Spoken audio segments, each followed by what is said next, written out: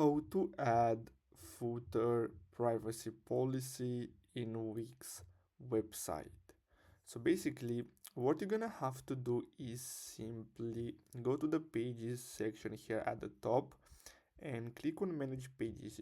So basically, you should have here a template which is called store policy, and you're gonna have to enable it, and this will be automatically added at the bottom of your website. But if you don't have it, you can simply click on add page, and here you can simply choose any of these. So you have the about section, or you can simply go to general, as you can see here. So let's see if we can find a template.